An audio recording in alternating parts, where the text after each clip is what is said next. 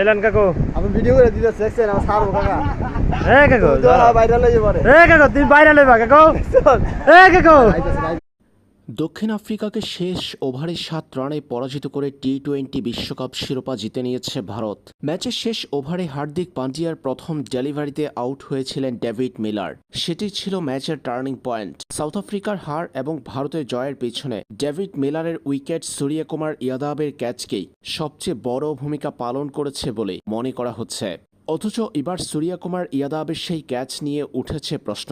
Net দুনিয়ায় এরই মধ্যে ভাইরাল হয়ে পড়েছে সূর্যকুমার ইয়াদাবের নেওয়া ক্যাচটি, যেই ক্যাচ ডেভিড মিলারকে আউট করেছিল। ডেভিড মিলার ক্রিজে থাকলে হয়তো ভিন্ন কিছু হতে পারত ফলাফল। ফাইনালের পর সামাজিক যোগাযোগ মাধ্যমে সূর্যকুমার ইয়াদাবের ক্যাচ নিয়ে প্রশ্ন তুলেছে অনেকেই। যদিও সে সময় তৃতীয় আম্পায়ার চেক করে সূর্যকুমার ইয়াদাবের ক্যাচটি ফেয়ার ক্যাচ বলে